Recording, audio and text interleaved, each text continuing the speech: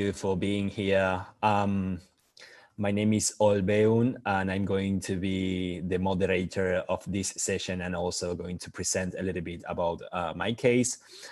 Today, the objective is to share some cases from Mexico, Brazil, and Colombia on applying behavioral insights and behavioral science to craft more effective, efficient, and human-centered public policies. Please do write down all the questions, comments, ideas on the chat, and by the end of the session, we'll have about 20 minutes to kind of address those questions and comments and do a little bit chat with you. So each person, Margarita, Flora, and Javier, and me, we're going to have 10 minutes to present our cases.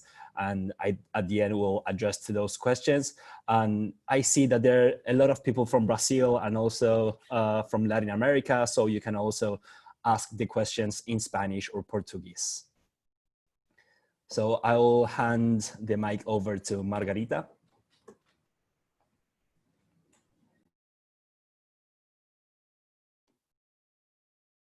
Thank you all. Thank you, everybody. Thank you for being here. It is a pleasure to talk a little about our experience in applying behavioral science and in Latin America. I'm gonna talk in a general perspective. Why do we apply behavioral science? How can we do that? What are the topics that we have been focusing and what is next for behavioral science in Latin America? I'm gonna share my screens and all please check our timing. I know that we need to have like 10 minutes.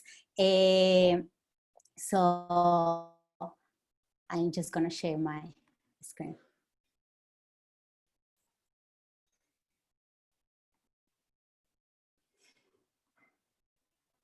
Can everybody see my, yeah?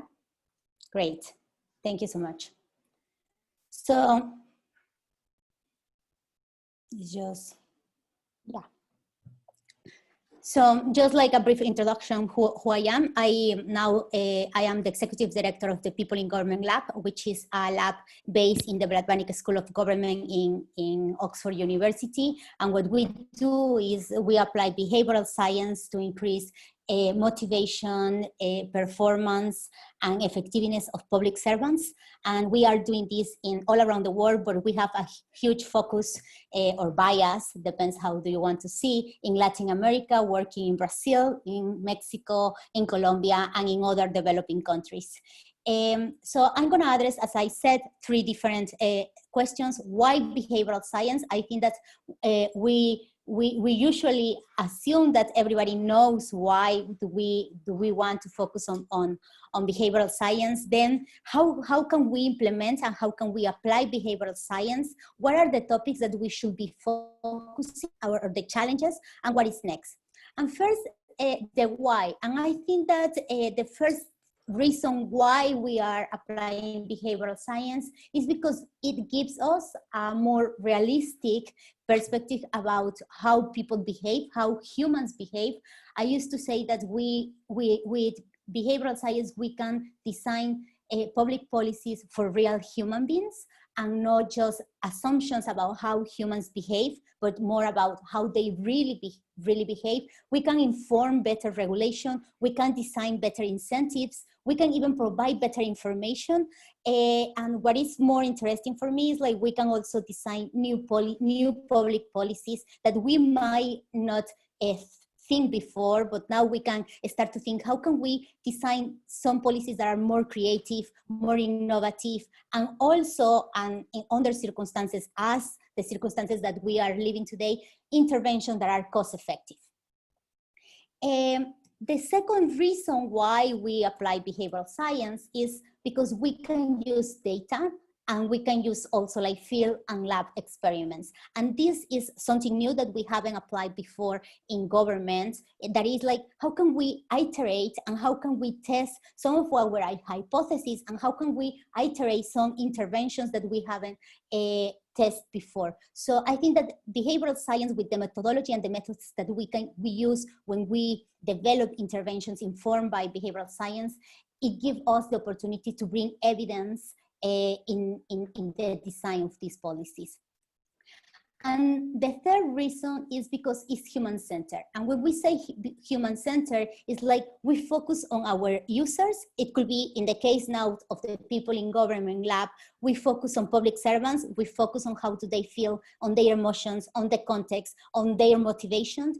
And in the cases of maybe designing and health policy informed by behavioral science, we focus on the final users, the people that we want to change the behavior, and not just in general assumptions as we were doing before. So one thing that I find really interesting is like we use mixed methods, and the use of qualitative research, a lot of interviews, a lot of focus groups, and even like field research, like going to the places. This picture that you see here in the field research is a project that we had in Mexico, increasing women participating in productive activities. And we went to the houses, we interviewed them, we identified the challenges that they were facing. And this is a complete different way to design policies, comparing that how we were designing policies before. It's like we are really interested in how people behave in the reality. And then also we use technology, and the technology now allow us to scale up and also to have interventions that are more cost effective. How do we implement this? And what I have designed, what I have identified is like, there are like three general models. No, one model that is, we can create behavioral units inside of the government. And this can be from general networks where we train policymakers and also specific areas to have the knowledge about applying behavioral science, but also we can have centralized units in a cabinet office or in strategic agencies such as evaluation or planning. Then we have a model two, and I have just like a how do you say that? Palomita, check. A check in that, because that is the model that I'm gonna talk. That is the model that I have focused more. And the second model is like creating behavioral units in alliance with academia. The first unit that I was leading, the behavioral and experimentation unit in Mexico, it was creating a research center, the CIDE. And then the second lab that I am creating now and leading is in Oxford University. And the third model is like independent units that are in the private sector and in the third sectors, and they work together. In governments, there are some examples that also some of my colleagues, they are gonna give about how they are like moving this agenda forward in the third sector or in the private sector. And we have also like some examples in the international sphere. And then we have local and national level. Also, Flora is going to talk about her experience in the local government, and my experience was more in the national level. And here are the two examples that how we have created units inside of the academia. One is the USEX, that is the innovation, behavioral and experimentation unit in Mexico. And we got here some specific seed funding to start the behavioral unit. And then we got projects with international organizations, with some government agency, so we can move forward this agenda. And then with the People in Government Lab, we got some private funding to start the lab. So there are different models, or these models with some pros and some cons that we need to evaluate when we are creating this kind of initiative. Then, what are the challenges that should we focus on? What are the topics that we should be focusing? In our case, and I'm gonna say the case of the unit in Mexico, we identified the three of the most challenging topics that the country was facing. The first one is corruption. As I have some data here, 51% of Mexicans believe that the corruption is one of the most worrying problems. Then we have like, in Mexico, families spend more or less 14% of their income in activities related with corruption. That is like having another tax, no? A consumption tax. Then the second problem that we identify is gender inequality. So we have like just 45% of the Mexican women in the workforce, in the labor force, or a formal economy. And then security, it is the big problem in Mexico. So we decided to implement one project in focus on corruption. This was a risk move because we don't have a lot of evidence how behavioral science is working, but we identified one specific problem and we move on that.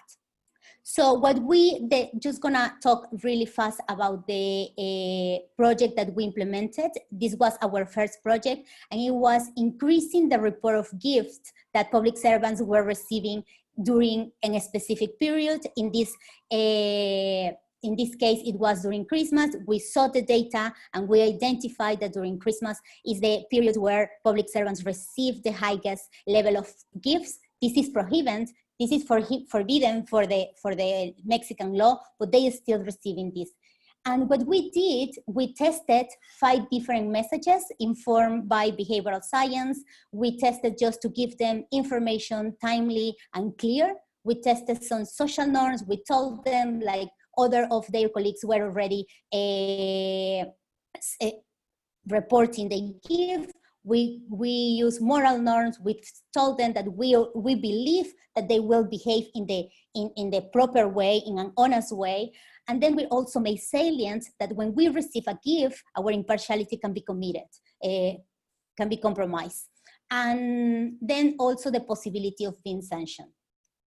So at the end, we sent around 1 million emails. We have in these experiments 150,000 public servants, and we have like different treatments.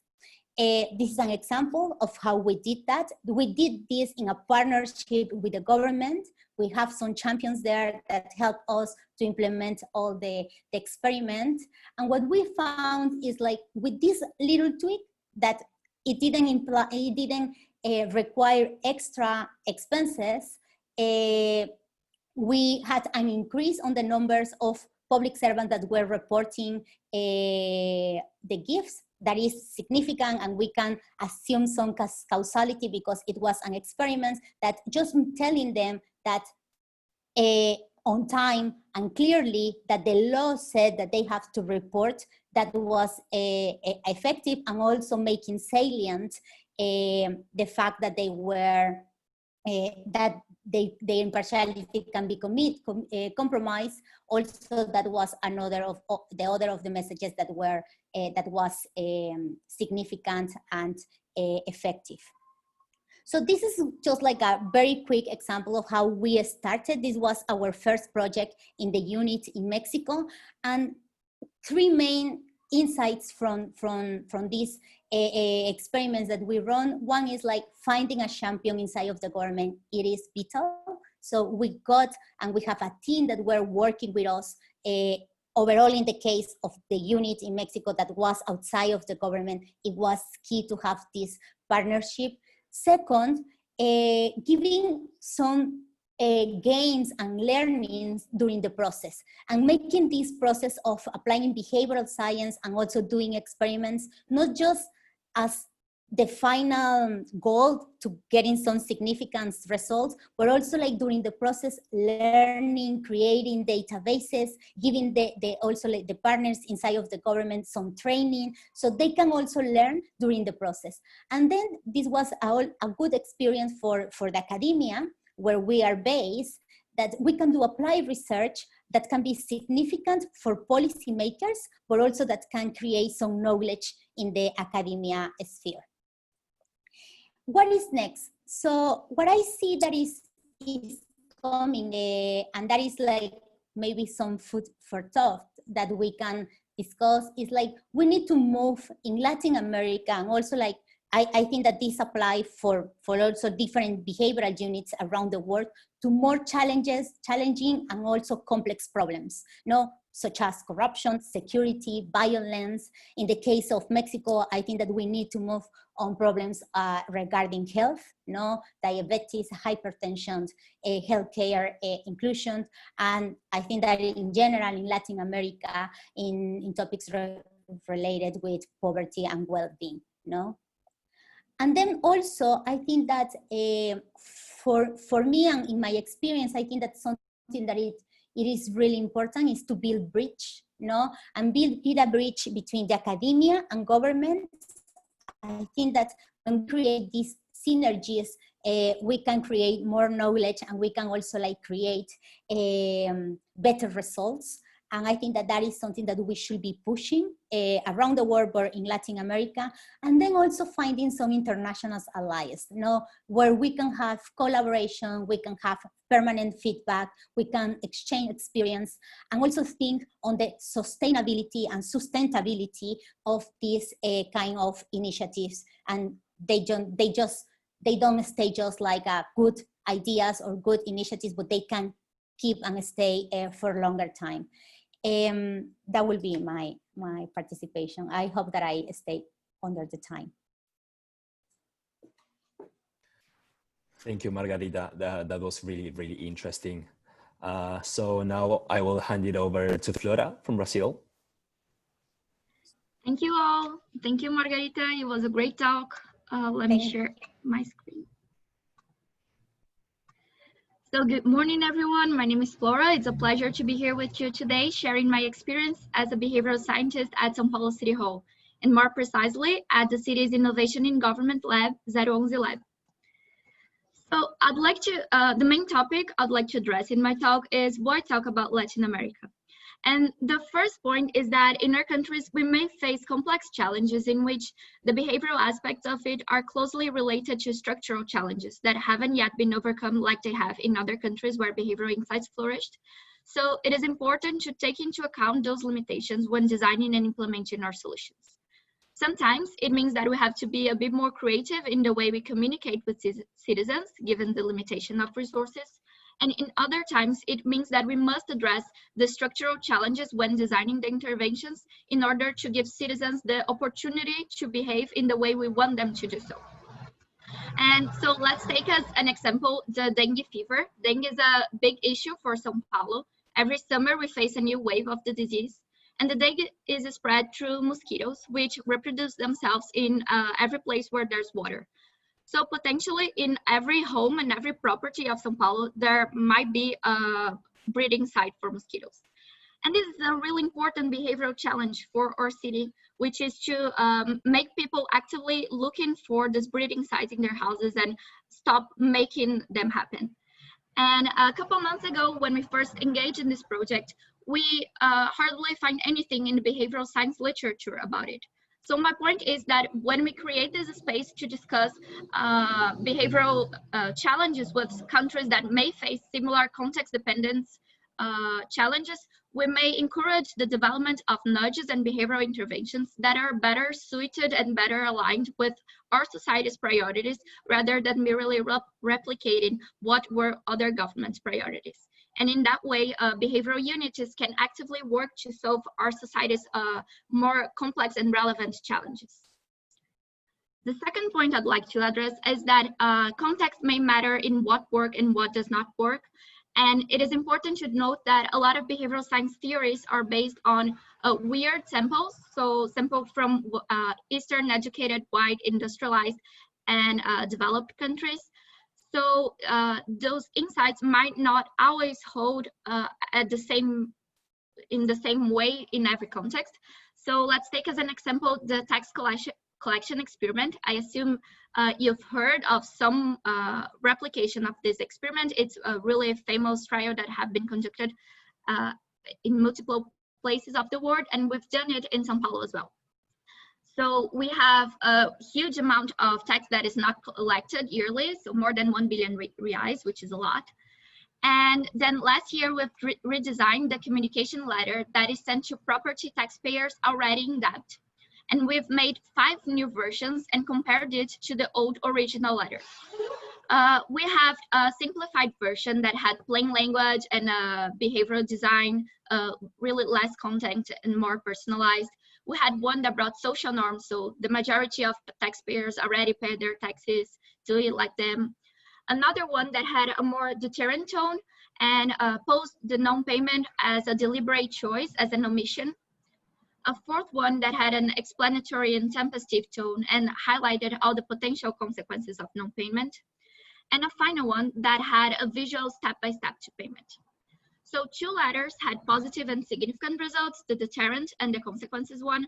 The best one was the consequences. It increased payment rates by 4 percentage points, which would mean in 1 year an increase in 16 million reais of revenue, which is a lot given that we would not have extra costs since the letters are already sent. But the main point I'd like to highlight here is that the social norms letter, which was the best performing letter in multiple experiments like in the UK and the US, and that's how this experiment got famous in the first place, was the one. And the letters that worked were the ones that had a more deterrent tone. So it is similar to the findings of the trials that have been conducted in South America, such as Argentina and Chile and Peru. So sharing what words aligned with our cultural and societal aspects may make us better design our future interventions and better focus in what works for our societies. And the third point I'd like to highlight here is that we may face similar practical challenges of how to operationalize behavioral projects in the public sector. And so I brought 4 lessons that we've learned in our work for the past 2 years. The first one is that a good way to start is with what has already worked. So you need to convince other departments and other public servants on why behavioral science is relevant. And a good way to do so is showing concrete results of their related area work. And the text collection is a good example. You can copy the methodology. With any luck, you can talk with someone who has already done a similar project and just adapt it to your context. And so your team can learn by doing and actually map what are the extra challenges and extra operational issues that you have to deal with before engaging in a new challenge. The second lesson is that it's important to test interventions. So behavioral science is far away of arriving in universal conclusions that work for everyone in every situation. So we're always talking about assumptions about people behavior. And thus it is important to test if these hypotheses are valid in that specific case. And the best way to do so is through randomized controlled trials. RCTs may seem easy to understand and to analyze, but they can actually be really tricky to design it. There can be a lot of issues. So in order to do not arrive in false conclusions and lose a lot of time and governmental money doing so, it is important to have equipped staff with technical expertise to do so. And a good way to do it is to partner with academia or with researchers, because it's usually a win-win situation. A challenge that we faced here is that sometimes the data was not structured, so we had to have an extra work in how we would gather the data to measure our results. But a good point, a good byproduct of testing it is that having this result, it's a good way to show efficiency of your team and then earn an initial buy-in and credibility. The third lesson is that it's important to think about how you communicate your results. So we've learned the hard way that it's not only because you have positive results that your intervention will be implemented. So it's really important to think about who is the person who is making the decision of implement your solution, and when is the best timing to reach this person, and what is the best way to reach him or her. And also it's important to be careful with jargon words. So sometimes we have the science which can do more harm than good when the person does not know about the area. So it's important to explain it in a didactic way. And the fourth and final lesson is that in the end, it's all about the people that are involved in the project. So it's really important that you engage the right public servants into the project. So you will start with high-level bureaucrats who will open the door from the department for you, and they will assign you to a team and to a specific project. And also they will assure that you have institutional support or any extra financial resources that you need along the way. But you'll be more directly in touch with a middle-level bureaucrat who have more time to dedicate himself to the project, and also will usually be the problem owner. So it is important to make him or her understand that behavioral science can alleviate this problem. And he will also be the one that articulates within this other department. There's also always the IT guy who knows how the data is structured and what kind of data you have, and this person is really important to get involved when you're designing your RCT. And also we have street level bureaucrats who have a more daily vision of how citizens behave in that specific challenge, and so they may have valuable insight when you're trying to better understand the context. And also they're usually the ones who are going to implement the intervention, so it's important to make sure they're on board so they do not use their discretionary power in the opposite way that you want them to do so. Well, and just summing up, I think it's important to talk about Latin America applications of behavioral science, because we may share similar context-dependent issues, we may share similar effective solutions, and also we may share practical challenges in how we operationalize this project. And that's what I had for today. Thank you very much, and I make myself available for any further questions. Thank you, and now I pass the word back to all. Thank you, Flora. Really good insights. Just a quick reminder to people that you can write down your questions and comments in the chat, and we will address it at the end after the presentations. So I'm next. Let me share my screen. So yeah, my name is Beun, and I'm the former director for capability building and innovation of the Government Lab of Argentina. And I'm going to share how we applied behavioral insights to reduce the bovine tuberculosis rate in Argentina. So this is me nudging a cow, and I realized that it kind of looked like that the cow is pooping me. So I had to kind of clarify this. So it's me nudging a cow, and not anything weird. Just to give you a little bit of context about Argentina, we have more cows than people. We are the 8th biggest country in the world.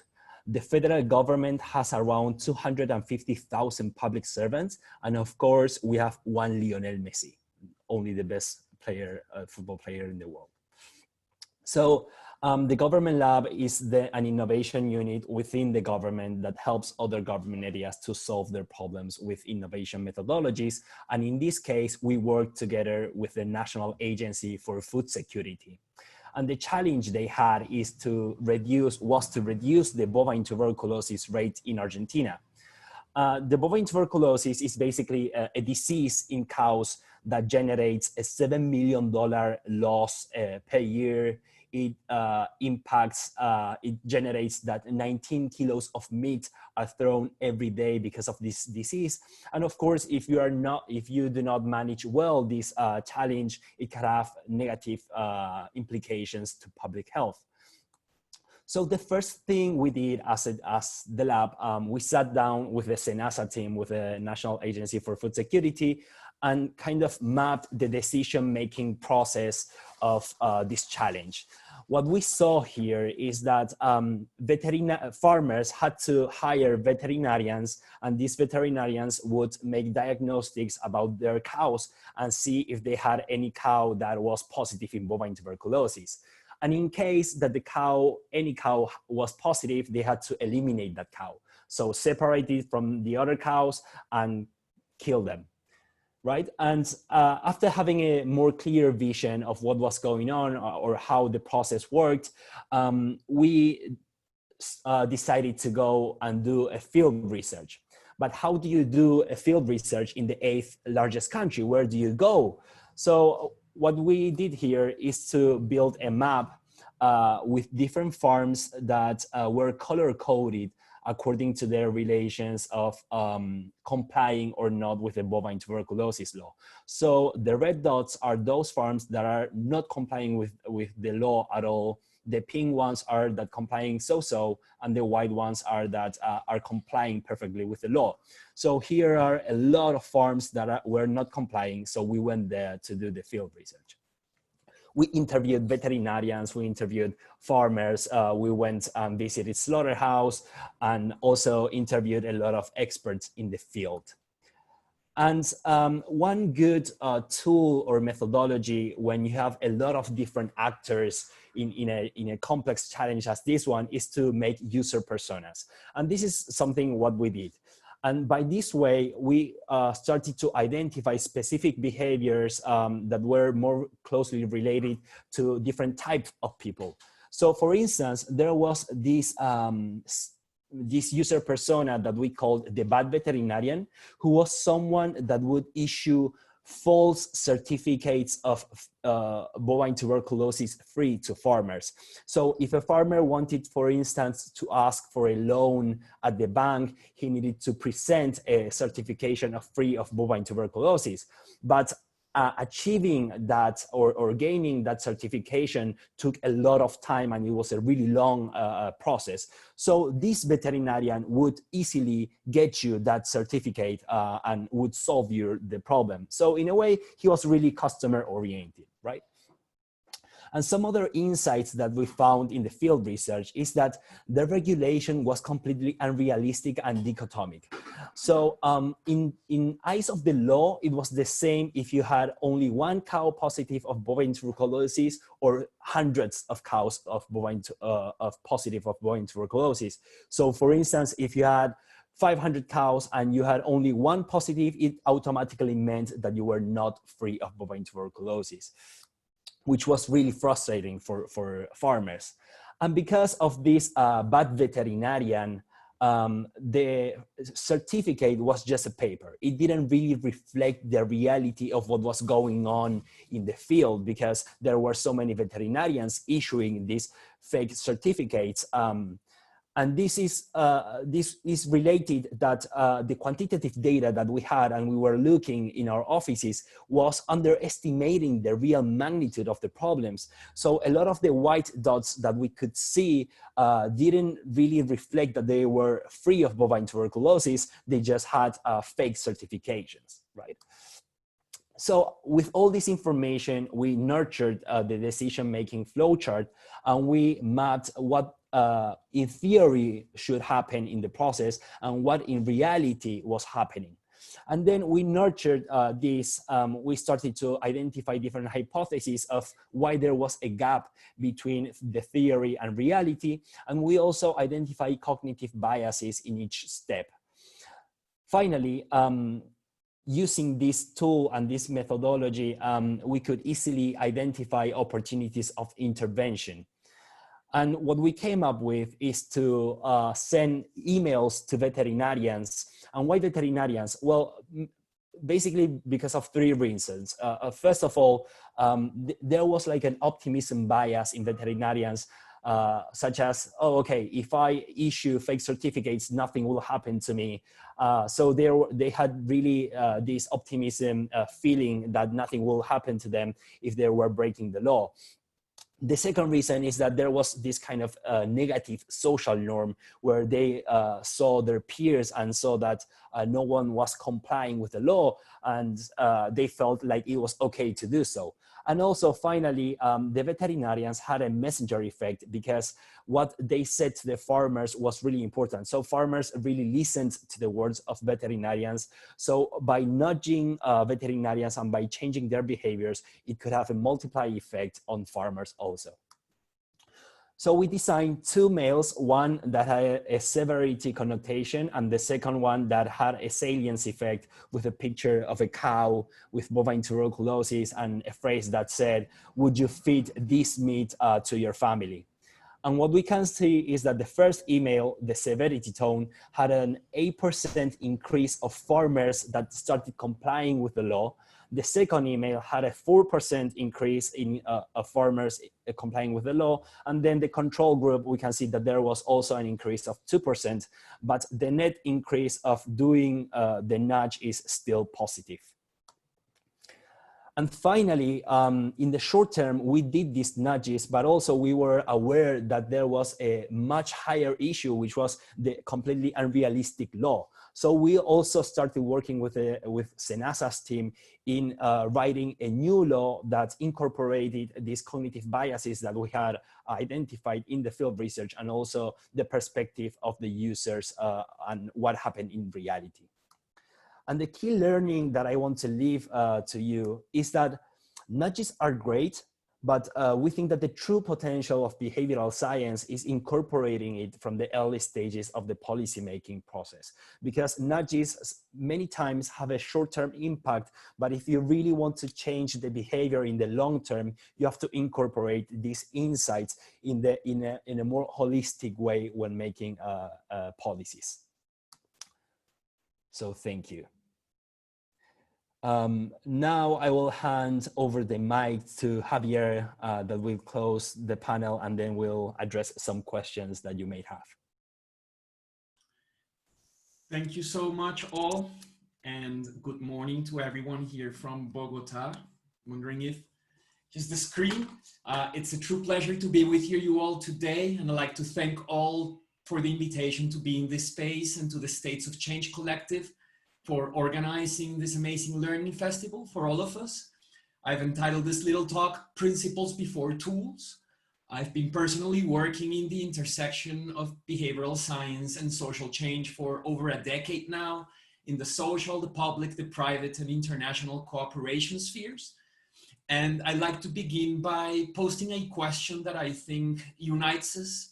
It's the convening question, a convening question in this festival. It's the question about a big how. How can we drive lasting and meaningful social change?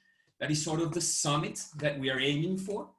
And because it's a how question, what I've personally found in practice working together with many teams in government and out of it is that we are so thirsty for the methods, right? In a way, this explains such an intense demand for tools and toolboxes, which I personally believe can go very far, especially if they are very well designed.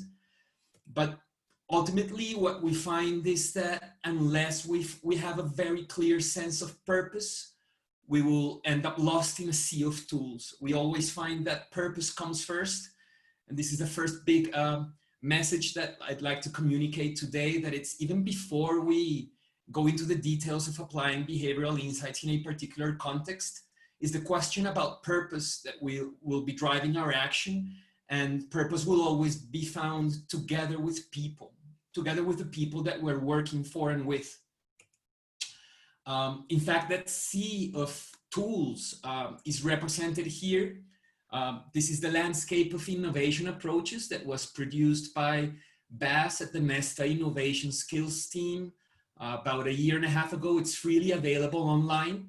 And what you can see here is that behavioral insights is in fact just one among this very diverse landscape, which are its approaches that are really denoting complete fields of action and research. And I personally believe that it's going to be the meaningful combination of these approaches in practice that is going to help us to drive impact. As you can see, behavioral insights here will help us both to understand reality and to shape reality, but most frequently we'll need to combine these sort of tools with other tools that allow us to enable the action and to empower people in order to drive change.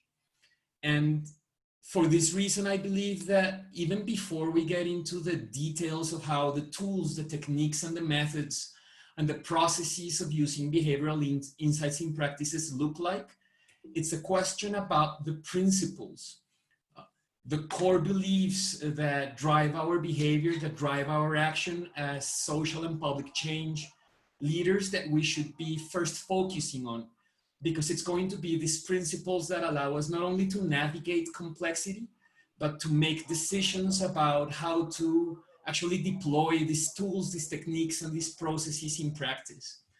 And so what I've brought today is a collection of 3 insights from applying behavioral insights in practice, and with this Latino accent, because the insights are all derived from experiences here in Colombia. And especially, I'd like to present these insights around a narrative around the most important, the largest, and the most complex project involving behavioral insights that I've participated in, although the insights resonate with every other experience that I've had in this field.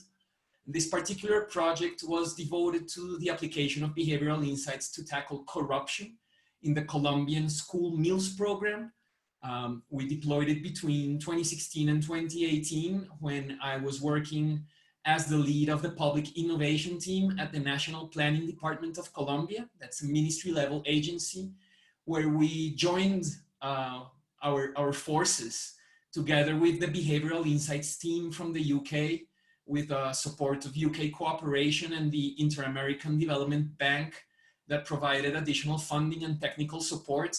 And from the side of the Colombian government, we coordinated 5 different government units from the Secretariat of Transparency, the Ministry of Education, the Ministry of Information and Communication Technologies, and the private operators to make this project happen. So this is something that I'd really like to emphasize, and it's that government really never works alone when it comes to implementing. And this is part of the reason why public innovation is more about innovation in response to public challenges involving a diversity of actors and not merely public sector innovation.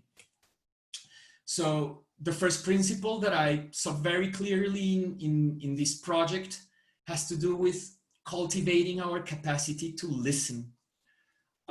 When we started working with the BIT, IEDB, and this very big team in the project, the first thing we did was to go out and have conversations with people. We went to the schools where the program operates, both in urban and rural Colombia, and we met with the children, with their teachers, with the cooks, with the principals, with the program operators, with the regional government officials that are in charge of the supervision and contracting out of the program. And we gathered this amazing amount of qualitative data that was born out of these conversations that allowed us to frame the strategy of the project. So we found that the parents, the mothers and fathers, are not well informed about the program, what their children are entitled to, and especially about the spaces and mechanisms that they have available for participation. We also found that monitoring is very difficult in practice for school staff, and that the providers seem to adjust their behavior according to the specific school contexts. And hence that if you have very active participating parents, you could expect the providers to adjust their behavior as a consequence. So we decided to focus, instead of focusing on the providers, which were like the usual suspects for corruption, we decided that we would try to encourage a stronger involvement of parents in the school meals program and to measure how that could improve the quality and quantity of the food effectively served on children's plates via the action of the parents influencing the behavior of the providers of the program.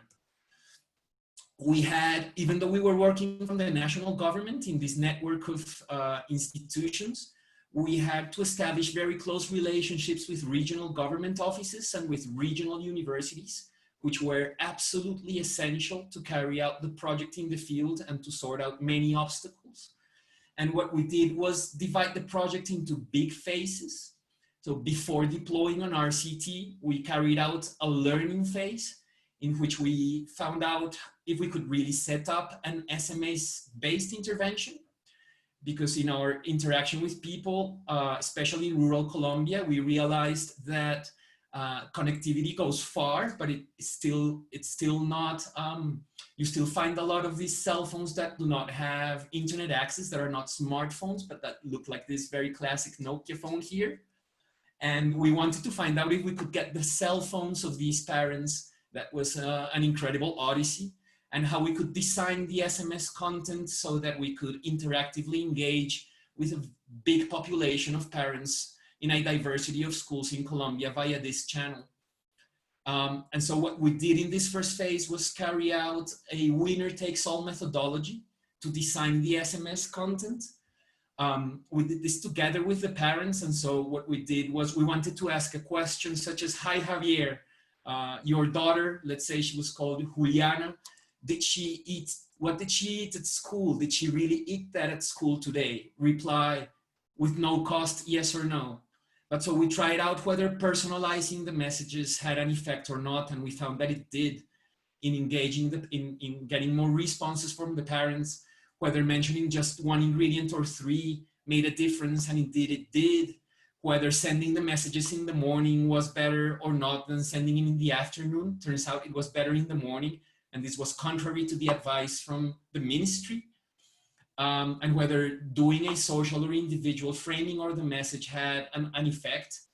And by doing this, we were able to design an initial message that would, according to this evidence, better engage the parents into what we were attempting to do. And this was the starting point for an RCT intervention that involved 3 elements: these SMS messages in a sequence, an interactive sequence of 10 weeks, workshops that we carried out together with the parents to familiarize them with what was happening, and simplified audits that were a necessary part of the intervention because we wanted to measure the quality and quantity of food served. And that was already an intervention in itself. And by carrying out an experimental design in which we randomly allocated some schools to a treatment and others to the control, we carried out this intervention, and to our surprise, after months of very hard work, we found that there was, in our primary result variables, we found no significant difference between treatment and control, both in the quantity index and the quality index that we had built. So the intervention was not successful in the most important point that we were looking for. And I believe there's really a lot of details. We could speak about this for hours, but I believe that part of what happened is that we realized the power of the capacity to listen to people, but we only scratched the surface of this principle. If we want to move from designing for to designing with people, we need to interact directly with people in all phases of a project, not just in the exploration and framing phase, but very closely in the generation of interventions phase and in the evaluation of the project. And I believe that we not only need to do that in interaction between the organization and people, but at all levels. We need to listen to ourselves, listen to one another in the team, and listen to different teams working in different corners of an ecosystem. So that was like the longest principle, but briefly to finish. The second principle I'd like to share has to do with materializing iterative learning processes. So how can we move to this sort of design approach in which instead of moving on a linear basis from a problem to the solution, we are going back and forth from trying out solutions and re-understanding the problem in new ways. And what we found is that we can do that, as I showed with the design of the SMS messages, but iterating the entire project was very hard, right? So how can we better plan and prepare for iteration? And how could we better support, fund, and manage iterative learning processes? Seems like a very, very key question, and that seems very hard to answer in practice, especially from the perspective of government institutions. And then finally, I believe that a third principle has to do with exploring and installing capacities for working and learning together. How with this metaphor of the bees, like, cross-pollinizing different flowers, how can we make that a much more of a reality in a field like public and social innovation, especially with the behavioral insights angle, in which so many things are happening in different corners, right?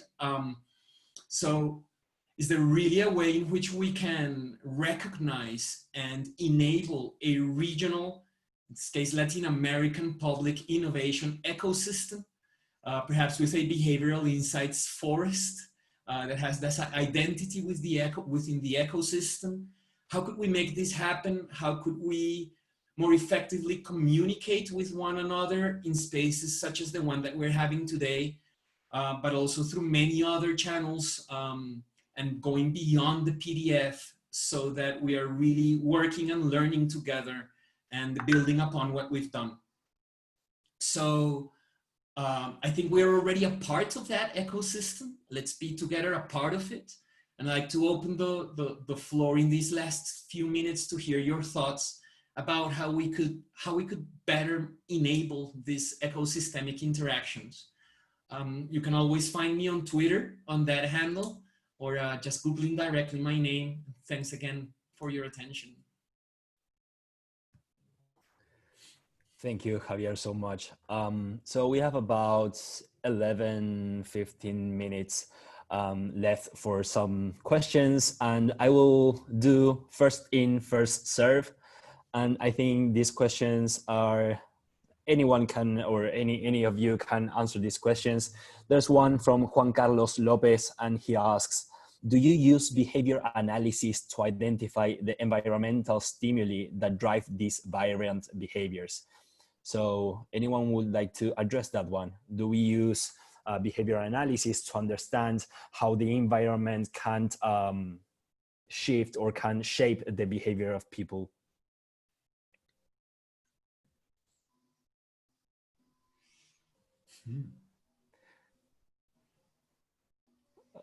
Margarita, you wanna go? Yeah, I can go.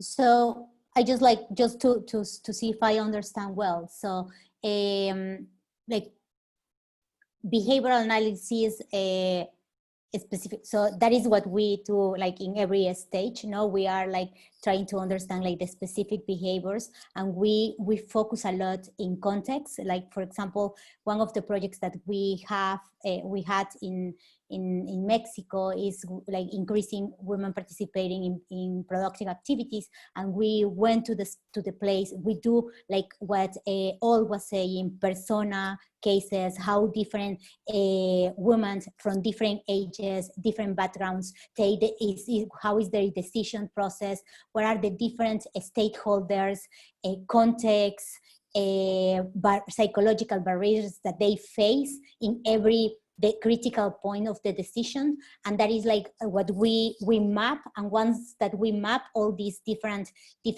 critical point or decision points, we decide where it's feasible to do an intervention. And one of my standard is like, if we can do an intervention in the early stage of the decision process, is better than doing that later. No, but it depends. Or even maybe we want to change the behavior of the woman, but maybe the way to change that behavior is not doing an intervention focus on them, but focus on their partners or focus on their mother-in-law or something like that. So we do all this mapping of behaviors, of individual behaviors, stakeholders' behaviors, and context, how the context has an impact, you know, on the specific behavior that we want to do. And the other thing I just to say is like, we do behavioral analysis, but also you can correct me, we acknowledge that there are structural barriers that we sometimes can change. For example, in this case of the women, we knew that there are lack of transportation, that they might have some resources. So there are other structural barriers that we need to recognize that they are there. Can I just add something? Yeah, please jump in, Flora. So I think behavioral analysis has a lot of intersections with what we're used to read and study about behavioral insights in behavioral science. So I know some researchers in the Psychology Institute that are trying to map how you could integrate this to a better applied public policy point of view. At the moment, in the City Hall, we do not use a rigorous and methodological behavioral analysis perspective to see what are the constraints and as a behavioral analysis perspective of the challenges, but there's certainly room for more intersection between this area, in my point of view. Thank you. That's great. And there's two questions from Natalia Correa. The first one is, have you been able to evaluate at some extent applications created in the context of COVID from a behavioral science point of view? So I think what she's trying to ask is, have we developed any app that could help in the fighting of this pandemic? And the second question is, according to our experience from a behavioral science perspective, which challenges local governments are more effective addressing versus the national governments? So this might be a really interesting question to answer Flora and maybe Javier, that Flora has more local experience and Javi more a national experience, right? So any of you have developed an application for the pandemic?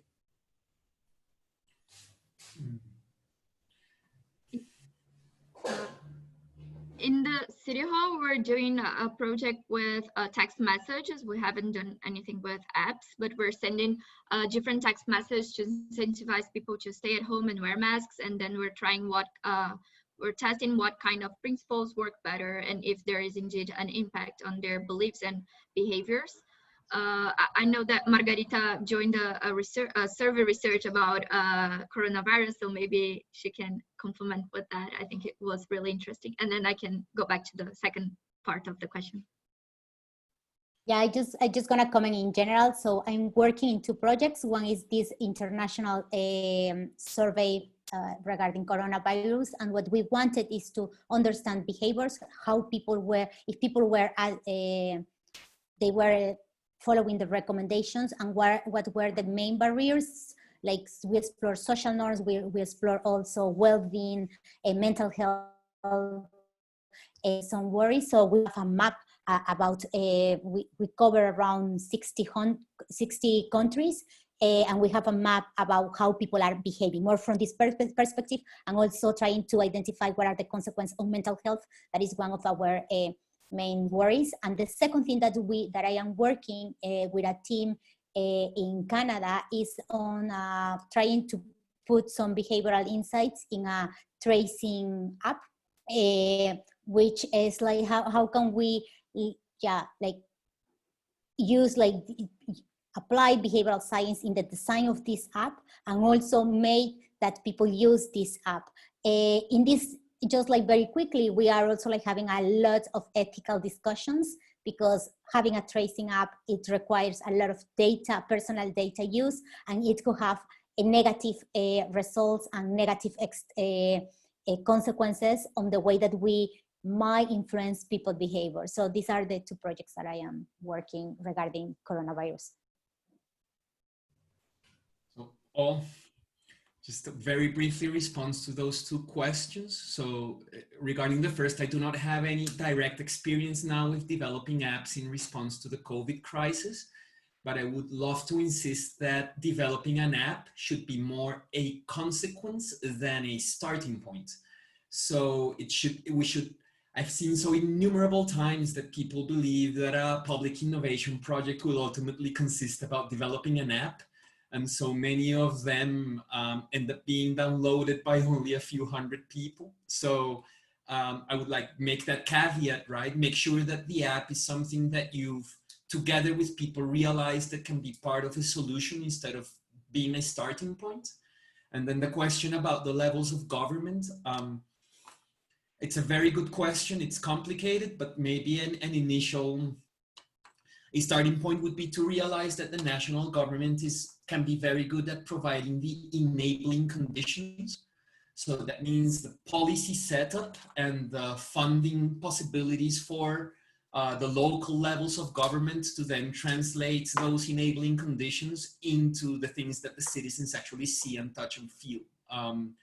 So I think there needs to be an understanding of how the national and the local levels of government can much more closely and more productively work together in innovation projects, including those that involve behavioral insights, and understanding that their mission can be a little bit different in that cooperation. So one of them is working in sort of the enabling, the setting up, whereas the others are very closely devoted to the specificities of their context and to actually implementing responses.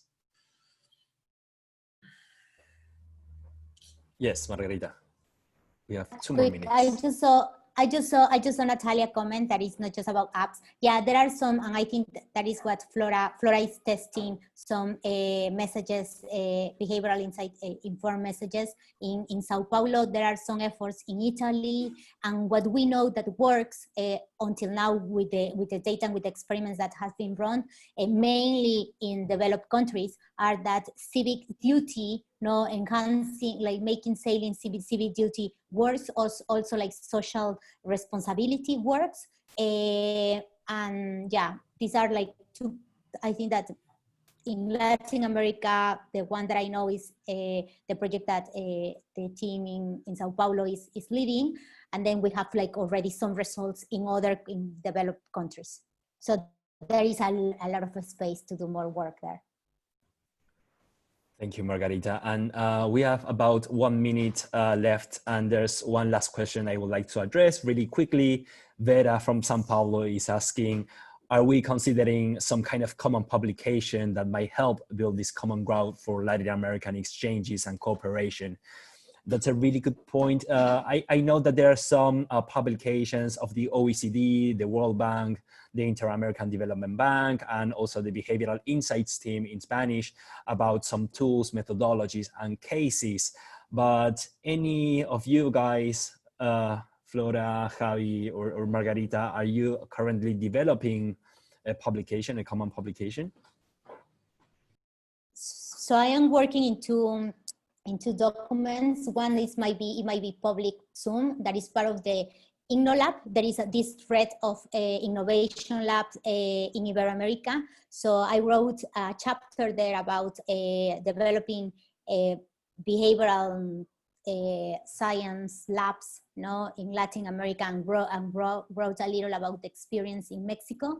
And then, yeah, there is like another, I'm working a general guide about how to apply behavioral science in general, like giving a little twist about applying this in developing countries.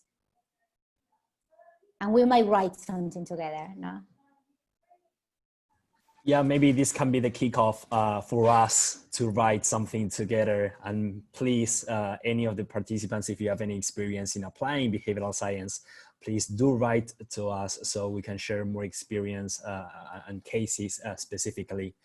So we are running out of time. Thank you so much for being here. I hope, we really hope it was useful. We are going to share, if everyone is okay, the presentations we used today, and you have all the contacts, emails and Twitter over there, so you can reach out later after this session to talk a little bit more about behavioral science. James, Javier, Flora, Margarita, anyone would like to add something else? Thank you everyone for joining us. Thank you everybody.